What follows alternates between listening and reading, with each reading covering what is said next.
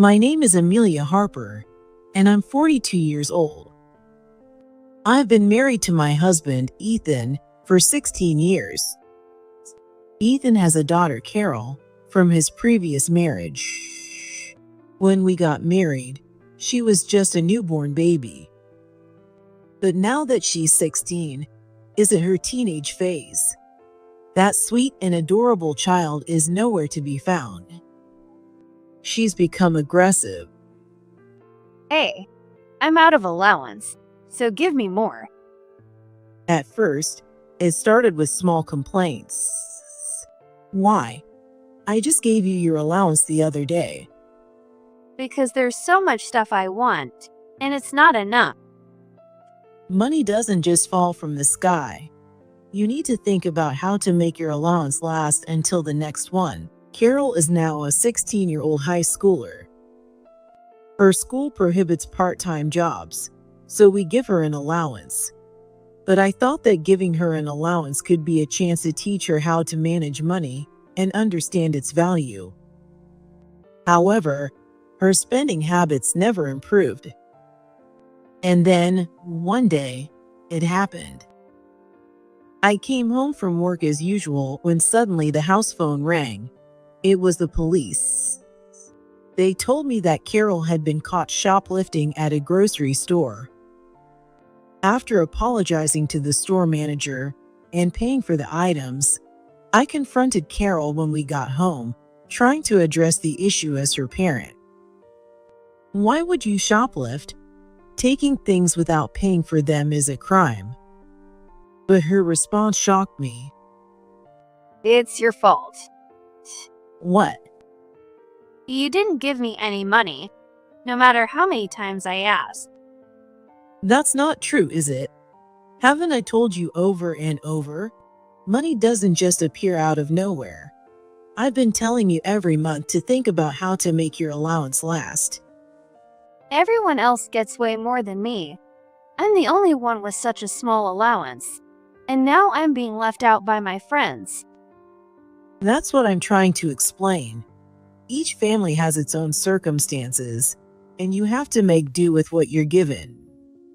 And if your friends exclude you just because your allowance is small, they're not real friends. True friends would understand your situation. Shut up! What? Go earn more money. If all you do is take, you might as well leave. I was being treated like an ATM by my daughter. She glared at me with a fierce expression. Even I was shocked by her attitude this time. But there was another issue. Silent. My husband, sitting silently, didn't bother to scold her and just kept reading the newspaper. I knew why Ethan was so indifferent. A few nights ago, I went downstairs to the living room to get a glass of water because I was thirsty. I overheard him whispering to someone. I can't wait to marry Rachel. I know things are tough with my teenage daughter right now. I'll find a way to push my wife into handling it and then file for divorce. What is this about? Is he talking to his mistress? Those words echoed in my mind. Hearing Ethan's whispered conversation sent a shock through my entire body. From that night on, he kept sneaking out of our bedroom late at night to make calls. I was certain he was cheating. Hey, say something. Tell her what she's doing is wrong. Why should I? That's a mom's job. What do you mean? A mom's job parenting is something both parents do together. Men work outside, women take care of the home. That's how it's supposed to be. Excuse me? This isn't the mid-20th century. Statements like a mom's job or men work outside make no sense. And another thought crossed my mind. Seriously, Carol is your daughter from your previous marriage. See? Dad says it's the mom's job. If you'd just given me the right amount of allowance, I wouldn't have shoplifted. This is your fault. That was the final straw for me. After 16 years of putting up with this, I had reached my limit. Listen, just make sure you give me more allowance next month. Carol, who has never earned her own money, still dared to talk down to me. Enough is enough. Even though I was seething inside, I kept my cool and said calmly, "All right, I get it. But since we're on the topic, let me tell you something. You're not my child or your dad's child." What? I revealed the secret I'd kept for 16 years. That's why I had no obligation to give you any allowance. What are you saying? I added more to the shocked girl. I've kept quiet all this time, but I'm not your real mom. Wait. My unfaithful husband, who had been reading the newspaper indifferently, was now visibly startled. "You haven't told Carol yet. You said you'd explain it to her yourself once she started high school, didn't you?" Silent. "Well, since this was a remarriage with a stepchild, wasn't it your job to tell her?" I threw his own words back at him, and he looked awkward and remained silent. Honestly, I think it's because of his attitude that Carol turned out this way. When I married him, Carol was just a newborn baby. I thought we could become like a real parent and child. But as the saying goes, children grow by watching their parents. And true to the adage, Carol grew up emulating her father, not me. Despite his indifference to parenting and constantly pushing it onto me, he still talks as if he's the authority. Carol saw him treating me like this every single day. So naturally, she thought it was acceptable. What do you mean? Neither dad nor mom are my real parents. That's what I've been saying, isn't it? No way. Why didn't you tell me sooner? Ask your dad. What? Your dad told me to keep quiet about it until you were in high school. You're his stepchild from his previous marriage. Right, Ethan? Silent. Even now, Ethan stayed silent. He probably didn't want to stir up unnecessary trouble, given his affair and Carol's recent behavior. He seemed to be hoping to fade into the background and dump everything on me while escaping, but I wasn't going to let that happen. When we were dating, I knew he was divorced and had a child, a newborn no less, and I understood the situation and committed to it. But I never signed up to have parenting dumped on me or to be betrayed by his infidelity. I've had enough of my husband, and my feelings for him have gone cold. At one point, I thought of Carol as my own daughter.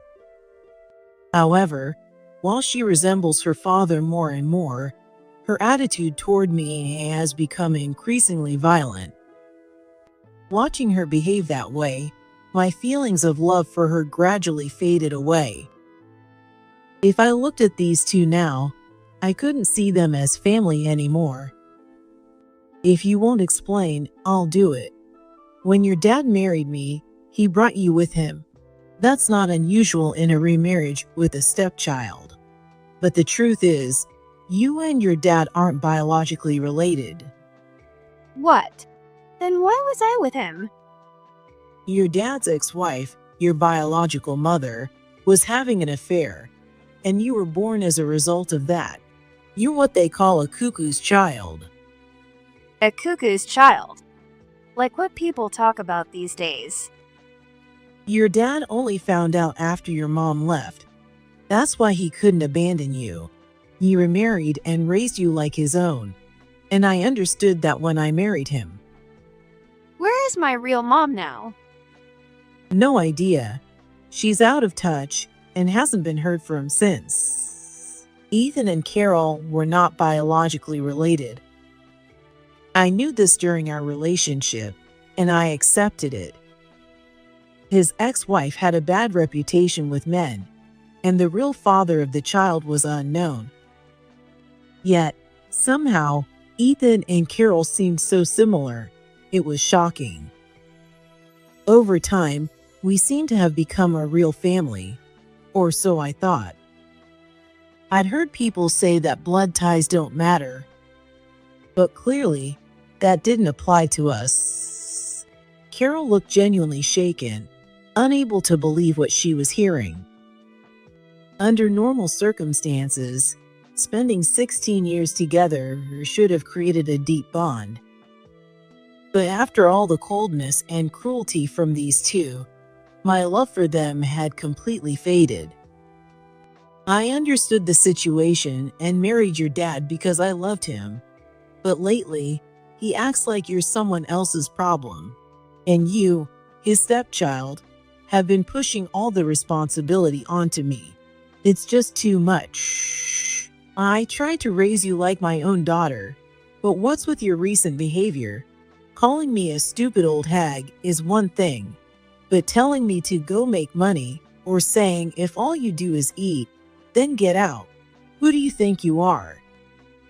And then there's your complaints about my cooking being bad or me not earning enough. You need to stop.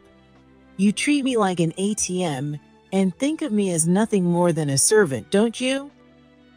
Well, guess what? It's ridiculous for me to continue raising someone like you, who isn't even my biological child. So I'm done being a wife and mother in this house. I'm divorcing your dad. Looking back, Ethan's cold words started from the beginning. He was kind during our courtship, but that was just to win me over as a divorced man with a child. The moment we got married, his words and actions changed. But back then, I was too overwhelmed with raising his child to pay attention to his behavior. Lately, most of the issues with Carol have been about her allowance. But it wasn't always like that. In daycare, she injured her friends and made her teachers cry. In elementary school, she became the class bully and caused constant problems. In middle school, I got calls about her involvement in bullying and even caught her smoking on the street, which led to her being taken in by the police. I don't take orders from you. You're just supposed to listen to whatever your daughter says. No matter how much I tried to teach her, she never listened. And until she became a high schooler, Ethan was completely uninterested and never helped. Women understand girls better, right? I'm working late again today, so you handle Carol. He used "I'm a man, I don't understand these things" as an excuse for everything. He even lied about working late just to come home after me on purpose. I got married and became a mother to be happy, not to become a servant, or worse, a slave to these two. I never complained before, but now my anger had reached its limit. What the hell are you saying? What are you even talking about? Divorcing Dad and leaving me? That's hilarious. Carol, stop it. Because you're not my kid. Excuse me? Stupid old hag. Carol, stop it right now, I said. Good luck managing without me from now on. You two can try to make it work, assuming you can earn enough to survive. What do you mean? Both Mom and Dad work, don't they? Even if Mom's gone, Dad still has money. Yeah, we both worked, but who do you think was keeping this household afloat? It wasn't your dad, it was my paycheck. So starting tomorrow, your allowance is exactly $0. Are you serious? Yes, Ethan's income was lower than mine. It was my earnings that supported this household. Carol, be quiet. Wait, let's talk about this. For the first time, my silent husband actually spoke up, clearly panicked. He must have realized how serious I was, and it was throwing him off. Oh, you only speak up when your own neck is on the line. That's not true. You're always indifferent when it comes to me or Carol. By the way, Carol, did you know your dad has been cheating on me? What? How do you know about that? Cheating? I'm leaving tomorrow, Carol. You'll be staying here with your dad. But fun fact, your dad was planning to leave us both to marry his mistress and live with her. You know about that too? Is that true? Well, Carol, there's more to it than that. You might not believe me, but it's the truth. Here's the proof. I pulled out my phone and played the recording. I can't wait to marry Rachel. I know things are tough with my teenage daughter right now. I'll push everything onto my wife and get the divorce done. Ethan's face turned pale as he failed to come up with any excuse. This is unbelievable. A man pushing 50 and having an affair. That's disgusting. I'm leaving with Mom. Wait, what did you say? What? I'm leaving on my own. I have no intention of taking you, someone else's child, with me. Now, sign this divorce paper. I handed Ethan the already prepared divorce papers and started packing my suitcase. You're serious about this? Dead serious. Carol is your responsibility. Since she's your child, you take care of her. Oh, and too bad about that remarriage with your mistress. It's not happening. Also, this house is under my name, and I've decided to sell it soon. What? You didn't tell me that. No way. Is that true? Well, I didn't sign up for being dumped with childcare or for your cheating after marriage. You have no right to complain. No way. I can't take this. I'm leaving with you. That's not happening. You're still a minor, and you have school, so you'll stay here with your dad. You old hag. Then at least leave me some money. You're supposed to be my substitute mom. You coward. Excuse me. I was until now, but starting tomorrow, I'm a stranger to you. Let me spell it out for you. Being a minor means you can't take responsibility for yourself in most situations. That's why you have parent. The money, the school, the stability, you owe all of it to responsible adults. Take a moment to reflect on how you've treated me, and stop calling me mom. I'm not anymore. And if you dare call me a stupid old hag again, you'll regret it. The next day. Well, actually, I finished packing that night, and as soon as my husband handed me the signed divorce papers, I left the house in the middle of the night. Even as I left, both of them were yelling, but I ignored it. 6 months later, something unexpected happened. While shopping at a department store, I heard a familiar voice. Turning around, I saw Ethan, Carol, and an unfamiliar woman. It had been a while since I'd seen them, so I decided to eavesdrop on their conversation. Honestly, you really brought me some baggage here, didn't you? I'm so sorry. This wasn't supposed to happen. Move faster. You're so slow. It's ridiculous. Shut up. Don't touch me so casually. What? How dare you talk to an adult like that, you little brat? Ethan, this is your fault for not disciplining her properly. I'd love to see what her real mother looks like. Dad, what exactly do you like about this old hag? You little. Ouch. Let go of my hair, you witch.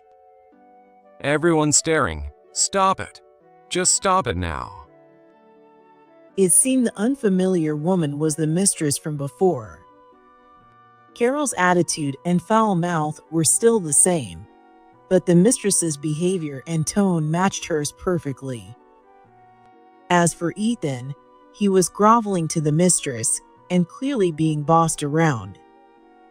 It seemed like his mistress and Carol didn't get along, as they kept arguing the entire time. After Carol snapped back at her, the mistress yanked Carol's hair, which made Carol scream and run off somewhere.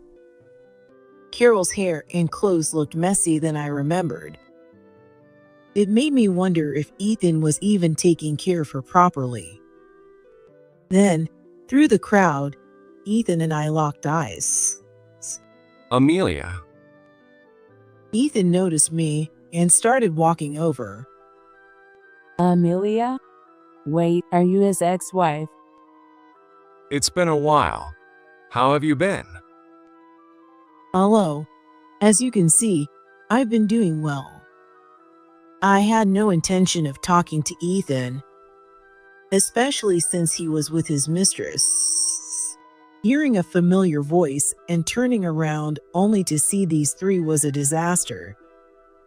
This unplanned encounter immediately soured my mood. It's been 6 months, hasn't it? I wanted to talk to you, but your phone was disconnected, and I couldn't find you. Now you want to talk? I don't have anything to say. Shouldn't you be chasing after Carol instead? You're her dad, aren't you?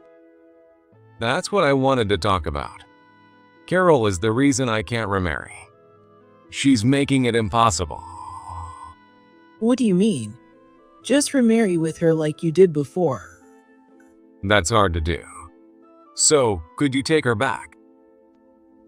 The mistress suddenly butted into the conversation. So, you're Ethan's ex-wife, Amelia. Yes, and you are? I'm Rachel, Ethan's girlfriend. Oh, I see. Are you the one who had an affair with Ethan while we were married? Yes, that's right. Thanks so much for divorcing him. Not knowing for sure, I decided to test her. And sure enough, she admitted it. This Rachel, with her heavy makeup and flashy outfit, seemed proud of herself for winning Ethan. Back then, I didn't know what the mistress looked like when I divorced Ethan, but now, seeing her in person and witnessing her smug attitude, I felt a surge of anger bubbling up inside me. No, this was the perfect chance to say what I'd been holding back. Ethan and Rachel both looked like they had something to say, so I decided to start the fight. Oh, don't worry about it.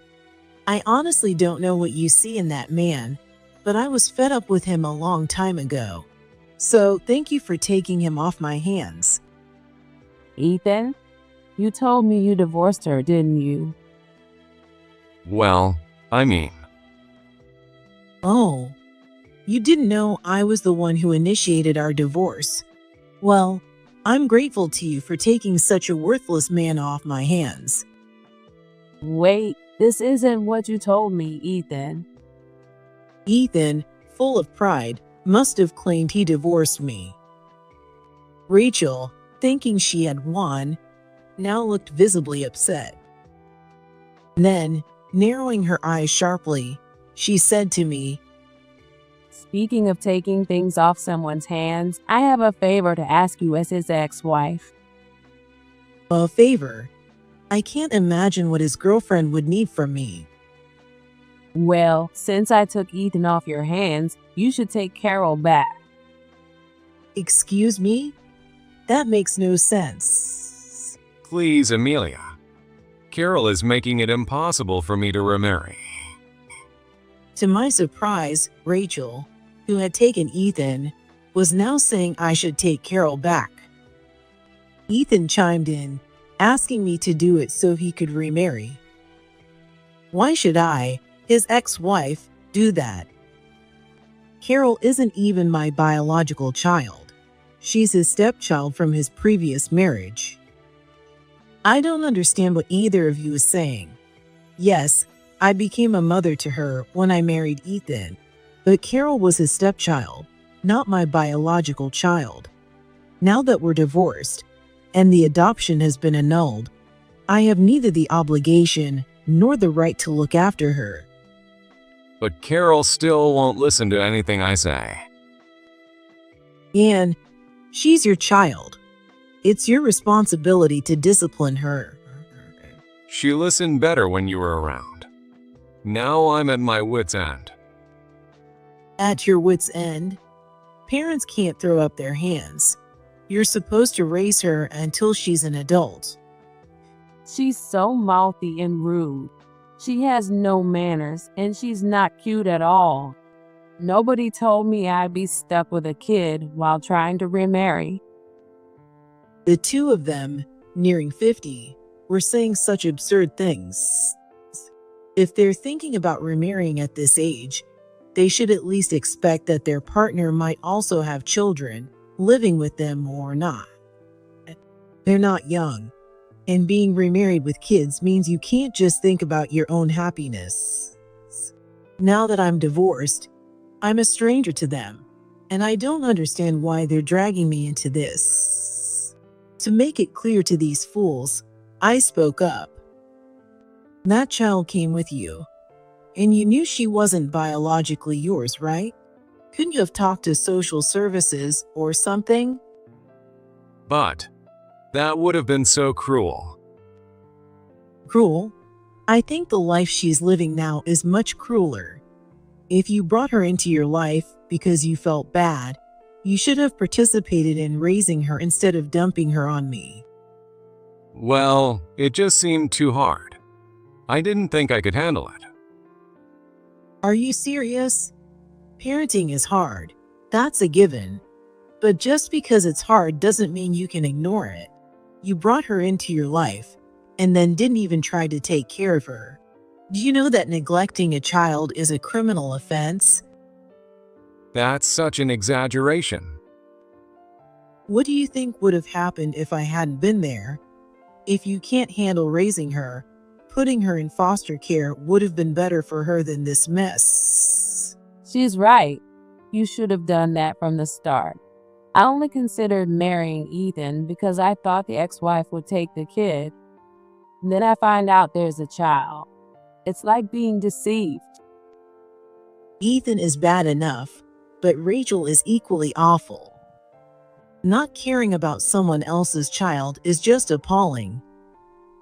Rachel, was it? You're no better. What? You were planning to marry someone with a child, weren't you? Then you have to include the child in your plans. Saying you won't remarry because of the child, or trying to dump her on the ex-wife. How low can you go? Marrying someone with a child means you become their parent. It's not just about being in love. You need to be ready to become a parent instantly. Well, I can't do that. I can't love a child who's not biologically mine. Then you shouldn't marry someone with a child. Kids need parents while they're minors, and if you're going to live with them, you have to raise them, and you're not animals. If you don't want to raise them, wait until they're adults to get married, or just date without tying the knot. There are plenty of ways to handle this. You're so annoying. Just take her back. If you're abandoning your child, should I call the police? Wait, you don't have to go that far. Don't have to go that far. What happens to the child if you abandon her? Well, I guess you're right, but... Ethan fell silent when I mentioned calling the police. It's common sense to know neglecting a child is a serious offense.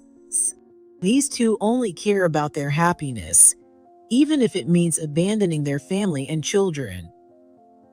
Thinking about Carol, who had run away from this scene, I couldn't help but feel that she would be better off without these two. It seemed like the only way for her to find happiness. So why did you even cheat? Carol's attitude and words were so bad. I just wanted to escape parenting. As a parent, you wanted to run away? And leave me for your mistress? That's just the worst. What did you even see in this woman? She's beautiful. Really beautiful. That's it. Just that. That's all you have. And you think you'll be happy with her for the rest of your life. She's the kind of person who wants you to abandon your child. You've completely lost sight of what's important.